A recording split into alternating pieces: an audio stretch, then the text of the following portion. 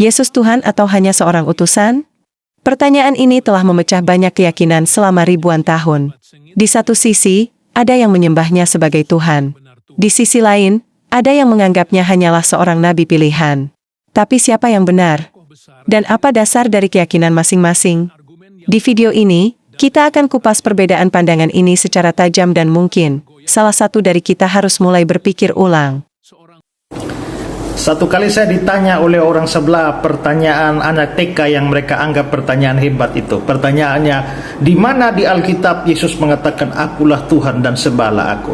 Saya sebenarnya bisa jawab pertanyaan anak TK ini, tapi saya memilih menjawab dengan pertanyaan lain. Saya tanya balik dia, mengapa kamu baru mau terima Yesus Tuhan kalau Yesus mengaku sendiri? Kenapa Yesus ngaku baru kamu percaya? Lalu dia bilang, loh, kalau Yesus nggak ngaku dia Tuhan, kenapa saya harus percaya dia Tuhan? Lalu saya tanya dia, kalau begitu kamu nggak percaya Yesus Tuhan? Ya, saya tidak percaya Yesus Tuhan. Lalu saya nanya, di mana Yesus pernah mengaku, aku bukan Tuhan, jangan sembah aku? Pernah? Coba tunjukkan ayatnya. Yesus bilang, aku bukan Tuhan, jangan sembah aku.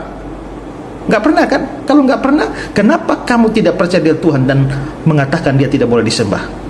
Coba kamu mikirlah. Senjata yang sama saya hantam kembali ke kepalamu. Jadi kalau seandainya kita dikatakan sebagai seorang muslim, apakah kita beriman pada Nabi Muhammad? Tentu saja. Apakah Anda juga beriman pada Nabi Isa? Tentu saja. Kita beriman pada Isa alaihi salam. Kita beriman pada Isa ibnu Maryam atau Isa Isa al-Masih. Itu kita beriman kepada Isa al-Masih sebagaimana kita beriman pada Musa. Sementara sebagaimana kita beriman pada Daud, beriman pada Sulaiman, beriman kepada ya semua nabi-nabi yang sudah kita ketahui di dalam Al-Quran itu ada 25. Di antara 25 nabi dan rasul ini pun kita mendapati ada nabi-nabi yang cukup khusus, nabi-nabi yang lebih daripada nabi-nabi yang lain, yaitu adalah nabi yang memiliki gelar ulul azmi. Nabi ulul azmi ini ada 5. Pertama adalah Nabi Nuh, yang kedua adalah Nabi Ibrahim, yang ketiga adalah Nabi Musa, yang keempat adalah Nabi Isa, yang kelima adalah Nabi Muhammad sallallahu alaihi wasallam. Jadi nama Isa ini sudah tidak asing lagi bagi orang-orang muslim, sudah tidak asing lagi di dalam Al-Quran, karena banyak sekali disebut di dalam Al-Quran. Wa idz qala Isa ibnu Maryam, misalnya gitu kan ya. Dan ketika berkata Isa ibnu Maryam, ya Bani Israel, kepada kaumnya yaitu adalah Bani Israel, maka dan seterusnya dan seterusnya dan seterusnya. Banyak sekali kata-kata Isa ibnu Maryam di dalam Al-Quran. Banyak sekali kata Musa, banyak sekali kata misalnya Sulaiman, Daud dan seterusnya. Artinya seorang muslim ketika dia beriman kepada Allah, beriman kepada Rasulnya, yang dimaksud adalah beriman kepada Rasul-Rasul yang juga sudah datang sebelum Nabi Muhammad SAW, tanpa kita membedakan salah satu pun di antara mereka bahwasanya mereka adalah utusan Allah. Nah, polemik pertama teman-teman sekalian, sering sekali ketika saya bilang bahwasanya dalam forum-forum Isa ibnu Maryam itu kalau misalnya di kita sekarang namanya Yesus Kristus. Nah, itu orang pada protes. Oh, beda. Isa dan Yesus itu orang yang berbeda. Nah, ini perlu kita jelasin. Jadi gini ya teman-teman sekalian. Pertama-tama teman-teman harus tahu bahwa yang namanya bahasa itu kadang-kadang ada yang sama artinya tapi pengucapannya berbeda. Misal kalau kita lihat ya, kalau kalau di Indonesia saja, bahasa Jawa sama bahasa Sunda itu kadang-kadang ucapannya beda tapi artinya tetap sama. Misal kalau di Jawa itu Joko, kalau di Sunda itu Jaka. Ya sama aja, tinggal O-nya diganti A. Tapi artinya tetap sama aja, nggak ada bedanya. Cuma itu aja bedanya. Misalnya kalau misalnya ya apalagi misalnya dalam bahasa Sunda misalnya yang A biasanya jadi ageng. Nah, itu dalam bahasa Sunda misalnya. Kalau dalam bahasa Jawa ya agung gitu misalnya. Itu perbedaan pengucapan saja, tapi sebenarnya artinya tetap sama. Ada lagi misalnya bagi orang Melayu ada yang belakangnya ada yang belakangnya o gitu kan ya. Tapi itu sama aja. Nak kemana misalnya, itu kalau misalnya di daerah-daerah yang dekat-dekat Malaysia ya, Riau gitu misalnya, atau misalnya ya daerah-daerah yang itulah dekat-dekat sudah Malaysia, nak kemana. Kalau orang Palembang nak kemana. mau kemana kalau dalam bahasa Indonesia, yaitu artinya sama walaupun tulisannya berbeda dan cara bacanya juga berbeda. Nah, ini pun yang terjadi pada bahasa-bahasa antara bahasa Arab dan bahasa Ibrani. Jadi teman-teman harus tahu dulu bahwasanya Yesus atau Isa itu adalah orang Bani Israel, keturunan Bani Israel. Bani Israel ini siapa lagi? Bani Israel adalah keturunannya Nabi Yakub. Jadi Nabi Yakub itu punya anak 12, yang teman-teman tahu salah satunya adalah Nabi Yusuf. Nah, anaknya Bani Yakub ini yang 12 disebut dengan Bani Israel, karena Israel adalah julukan atau gelar yang diberikan kepada Nabi Yakub, yaitu adalah kekasihnya Allah. Israel artinya kekasih Allah. Bani Israel artinya anak-anaknya kekasih Allah. Siapa kekasih Allahnya? Yakub alaihissalam. Maka anak-anaknya disebut dengan Bani Israel. Misalnya kalau kayak saya, Felix Xiao nanti bergelar apa misalnya? Gelarku apa misalnya? Si ganteng misalnya, taruhlah ya misalnya ya. Berarti anak-anakku nanti disebut keluarganya si ganteng, nah, misal kayak gitu-gitu ya. Nah, artinya kalau kita bicara tentang Bani Israel ini dulu adalah orang-orang Semit atau keturunan Sem bin Nuh. Maka bahasa-bahasa Semit ini ada beberapa. Para ilmuwan menduga keras bahwasanya di zaman Yesus atau di zaman Isa masih hidup, mereka berbahasa minimal dua. Yang pertama adalah bahasa Aramaik, yang kedua adalah bahasa Ibrani atau bahasa Hebrew kalau di bahasa Inggris ya. Dalam bahasa Ibrani atau dalam bahasa Hebrew, Yesus itu disebutnya sebagai Isa atau Yesua. Jadi kalau misalnya di dalam Katolik pernah dulu saya diajarkan, Yesus itu bahasa Ibraninya adalah Yesua, Yesua. Jadi Yesua itu ya bahasa Ibrani ya. Kalau dalam bahasa Aramaik, bahasa Aram itu bacanya Yesu. Jadi sama ya, ada i, ada s gitu kan ya, ada sin, ada belakangnya ada ya antara alif, antara kemudian di situ pokoknya fonemnya ya itu aja. Jadi Yesua dalam bahasa Ibrani, dalam bahasa Aram Isu gitu kan ya, dan dalam bahasa Arab Isa. Nah, jadi sama ya, karena tiga ini Aramaik, lalu kemudian Ibrani atau Hebrew dan bahasa Arab itu satu rumpun, kayak kita sama Malaysia itu adalah satu rumpun, jadi ucapannya tuh hampir sama. Loh kok bisa jadi Yesus? Itu datang dari mana Yesus? Jadi gini ceritanya teman-teman sekalian.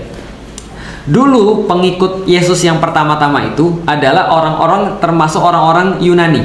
Dan orang-orang Yunani ini punya fonem yang berbeda lagi. Maka ketika mereka mengikuti Yesus, lalu kemudian mereka itu nulis tentang perkataan-perkataan Yesus, makanya Alkitab yang tertua itu dalam bahasa Yunani, bukan bahasa aslinya Yesus, yaitu Aramaik atau Ibrani. Maka mereka menyebut Yesus itu adalah Yesus. Yesus gitu kan ya. Nah, Yesus, Yesus ya, dalam penyebutan fonem mereka, lidah mereka jadinya Yesus. Dalam bahasa Inggris jadinya Jesus, nah, gitu maksudnya. Jadi Jesus itu udah kita bahas ya berarti ya. Ini cuma perbedaan fonem aja, perbedaan pengucapan aja. Dalam bahasa Ibrani sekali lagi Yesua, dalam bahasa Aram itu adalah Isu atau Isa atau Iso gitu kan ya. Lalu kemudian dalam bahasa Arab Isa, dalam bahasa Yunani Yesus gitu kan ya. Nah, dalam bahasa Inggris Jesus. Nah, jadi itu ya. Jadi bedanya itu aja. Orangnya apa? Yang dibicarain ya orangnya itu aja. Yang dibicarain adalah orang yang sama, yaitu adalah Isa ibnu Maryam. Nah, mengenai kemudian Kristus, boleh nggak kita mengatakan Yesus Kristus? Atau misalnya Felix Xiao mengatakan saya beriman pada Yesus Kristus. Boleh, nggak ada masalah. Kenapa? Karena Kristos itu berasal dari bahasa Yunani. Kristos berasal dari bahasa Yunani, yaitu artinya adalah yang diurapi atau orang-orang yang diurapi. Yang ya diurapi itu apa ya? Diurapi itu kayak yang bahasa Inggrisnya the anointed one. Jadi yang diurapi, gitu kan ya. Itu adalah Kristos. Makanya kalau teman-teman pergi ke gereja, ya jangan ya. Itu maksudnya kalau teman-teman search di Google di gereja biasanya ada lambang di situ PX gitu kan ya. Nanti coba teman-teman search ada lambang P terus ada X di belakangnya. Sebenarnya bukan PX, tapi bacanya adalah XP. Nah, jadi XP itu kalau XP bacanya dalam bahasa Yunani, X itu bacanya chi, P itu bacanya ro. Jadi kalau XP, hero bacanya adalah Christ. Artinya adalah Jesus Christ. Dalam bahasa Inggris artinya adalah Yesus yang diurapi. Gitu kan ya. Dalam bahasa Yunani itu adalah Jesus Christ atau Yesus Christ gitu kan ya. Itu adalah bahasa Yunani. Bagaimana dengan bahasa Ibrani? Nah, coba ya, dalam bahasa Ibrani, kalau bahasa Ibraninya Yesus itu kan Yeshua. Lalu kemudian Kristos yang diurapi dalam bahasa Ibrani, bahasa aslinya Yesus dulu, Ibrani dan Aramaik. Ibraninya bahasanya adalah apa? Bahasanya Al-Masih. Gitu ya, Al-Masiyah. Al-Masiyah. Jadi Yeshua Al-Masiyah. Itu dalam bahasa Ibrani. Dalam bahasa Aram itu juga hampir sama. Masih, gitu kan ya. Jadi Al-Masih. Jadi Isu Al-Masih. Nah, itu sama dalam bahasa Arab Isa Al-Masih. Nah, sama ya, jadi artinya ya kita berbicara tentang orang yang sama, cuma bahasanya berbeda aja. Makanya kalau orang-orang barat menyebut Jesus Christ itu diambil dari bahasa Yunani.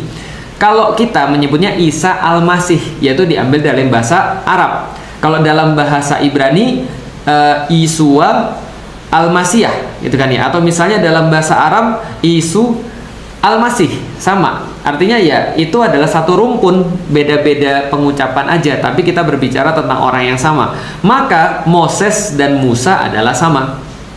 Maka Aaron dan Harun adalah sama. Maka Zakhari dan Zakaria itu sama. Maka John dan Yahya itu sama. Jadi kalau misalnya teman-teman tahu John Wick gitu kan ya, itu kalau misalnya di dalam bahasa Arab itu Yahya Wick gitu kan ya. Jadi kira-kira gitulah. Itu bedanya cuma itu aja, cuma pengucapan aja. Sama kayak misalnya Muhammad di kita. Misalnya di Indonesia Muhammad nggak pakai double M, Muhammad itu adalah arti daripada Muhammad dalam bahasa Arab. Dalam bahasa Malaysia jadinya Mat gitu kan ya, atau Mamat. Dalam bahasa Turki jadinya Mehmet.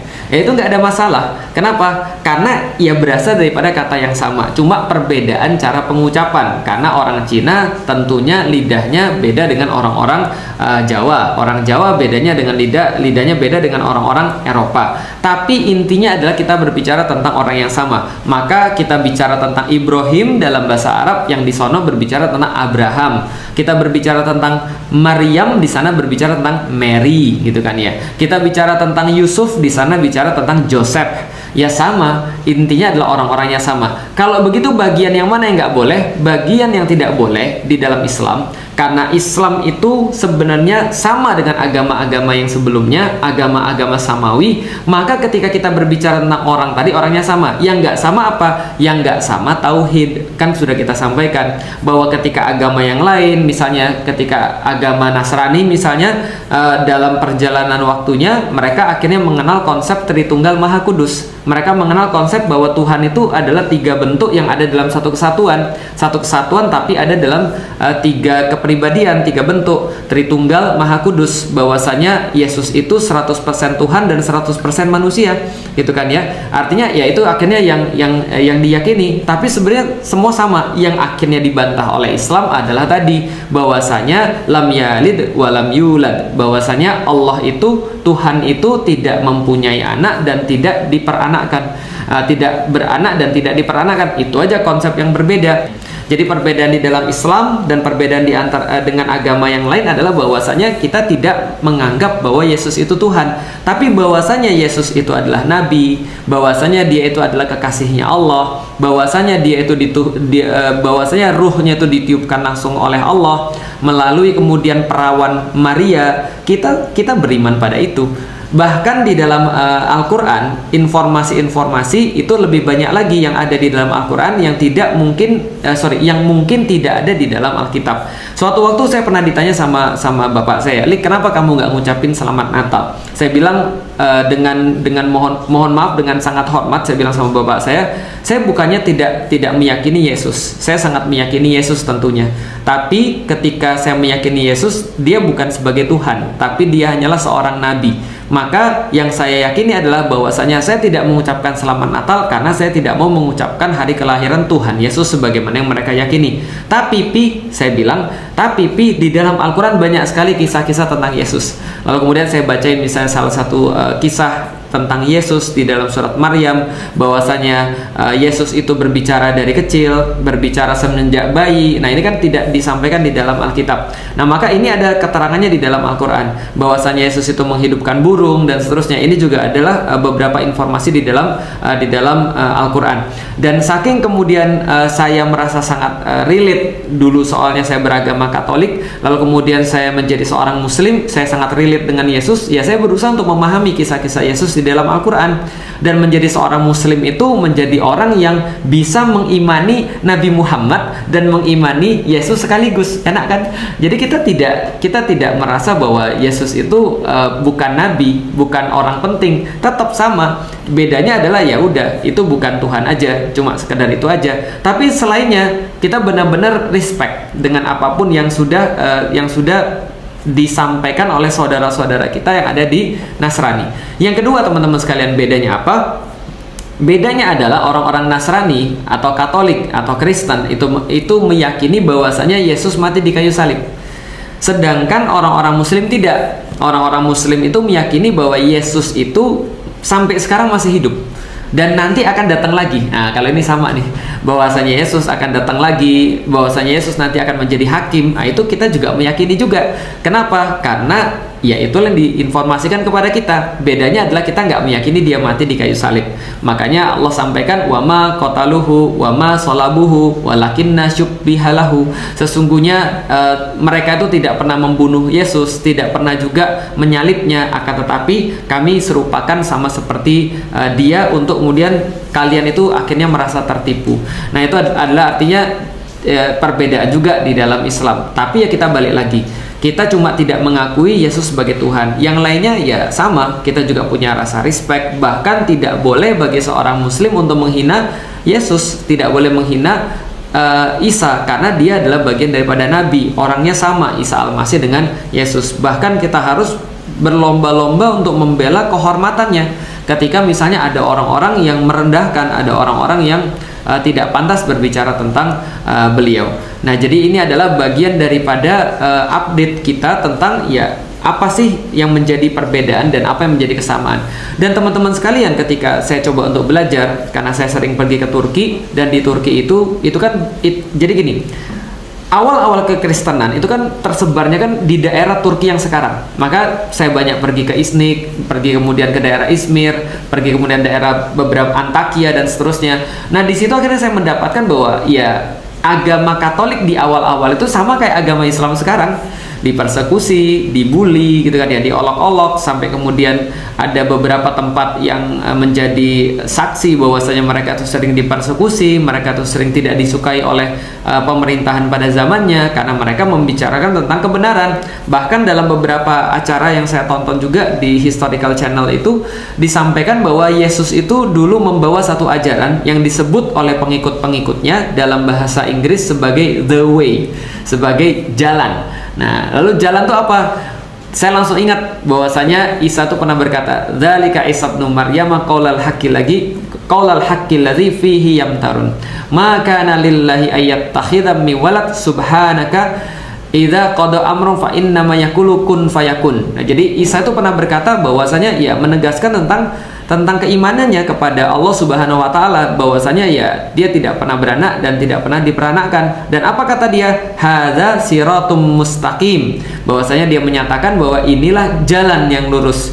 Mungkin itulah yang dipahami oleh pengikutnya, yang akhirnya dipelajari oleh pendeta-pendeta, yang dikatakan ajarannya disebut dengan the way, sebuah jalan. Jadi artinya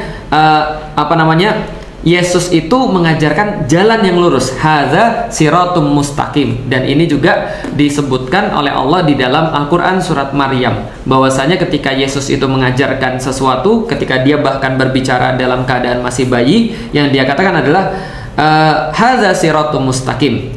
Jadi bahwasanya tidak pantas Allah itu diperanakkan, bahwasanya Allah itu tidak pantas untuk diserupakan, maka dia katakan ikutilah aku, ini adalah jalan yang lurus. Nah, jadi itu kira-kira teman-teman sekalian. Jadi ya udah, kalau kita sudah tahu apakah kemudian Yesus itu adalah nabi, jelas bagi kita Yesus adalah nabi. Walaupun saudara-saudara kita misalnya dari Nasrani, mereka tetap meyakini itu adalah Tuhan. Gitu kan ya. Tapi ya nanti kita bisa bahas lah dari mana dan kapan Yesus itu jadi pribadi yang salah satu di antara pribadi yang tiga, Tuhan yang tiga itu. Nanti insya Allah akan kita bahas dalam kesempatan-kesempatan yang lain. Sehingga pada hari ini kita cukup untuk mengetahui bahwa Yesus Kristus dan Isa Al-Masih itu adalah orang yang sama. Setidaknya itu yang selama ini sudah saya pelajari. Sedangkan kalau kita membahas tentang yang lain ya mungkin kita akan bahas di waktu-waktu yang lain, di kesempatan yang lain. Yang jelas teman-teman sekalian, semakin kita mengetahui tentang kebaikan, semakin kita mendalami tentang agama, seharusnya kita lebih punya sebuah rasa toleransi yang lebih besar. Makanya menarik ketika ada orang mengatakan bahwa Islam itu adalah agama intoleran. Justru sebaliknya, Islam itu justru sangat toleran sekali. Makanya tuduhan-tuduhan itu sangat tidak berdasar. Karena orang-orang Muslim itu ya santuy banget. Ketika dia melihat sesuatu yang mungkin bagi dia tidak dia yakini, ya dia tidak lantas harus langsung untuk protes. Karena biasanya orang Muslim itu akan mencari dulu yang sama. Bahkan Rasulullah Shallallahu Alaihi Wasallam itu pernah memberitahu kepada kita bahwasanya teman terbaik Anda daripada agama-agama langit yang lain adalah orang-orang Nasrani. Kenapa? Karena orang-orang Nasrani ini pada dasarnya mereka tuh baik. Mereka tuh pada dasarnya tuh mau untuk kebenaran. Mereka tuh mau untuk menjalani kebenaran. Cuman sayangnya bagi pandangan kita sekali lagi mereka tidak tahu. Tapi mereka sudah punya dasar yang baik. Beda dengan orang Yahudi. Orang Yahudi itu kata Rasulullah akan jadi musuh yang sangat keras memerangi kalian. Kenapa? Karena kalau orang Yahudi mereka dasarnya tuh nggak baik. Jadi dasarnya tuh memang ngajak berantem. Jadi mereka tuh tahu tapi nggak mau. Itu kalau orang Yahudi. Tapi kalau orang Nasrani mereka tuh mau tapi tidak tahu. Itu adalah dalam pandangan kita. Tentu saja ya apapun pandangan-pandangan kita itu tidak membuat kita, tidak menghalangi kita untuk berbuat baik pada saudara-saudara kita. Karena agama ini, agama Islam itu sama seperti agama lain. Kalau misalnya agama Nasrani mengatakan bahwa mereka adalah agama cinta kasih, kita pun juga sama. Karena nggak ada agama satupun yang tidak berdasarkan cinta kasih. Maka ya sama ketika kita melihat ada orang-orang yang berbeda pendapat dengan kita, ada orang-orang yang mungkin tidak sama pendapatnya dengan kita, yang kita kedepankan adalah rasa cinta kasih. Karena kalau seandainya kita tidak mengasihi, kita tidak mencintai orang, lah bagaimana kita mau untuk mengajak dia kepada kebaikan, untuk mengajak dia kepada kebenaran, atau bagaimana mungkin dia mau untuk diajak kepada kebaikan, untuk diajak pada kebenaran. Apakah keyakinan kita soal Yesus didasarkan pada warisan budaya, atau pada kebenaran yang bisa dipertanggungjawabkan? Setelah semua argumen yang kita bahas, satu hal pasti, kebenaran tak pernah takut untuk diuji. Jadi, di mana kamu berdiri? Di pihak yang meyakini atau hanya mengikuti? Tulis pendapatmu dan bersiaplah untuk berpikir lebih dalam dari sebelumnya.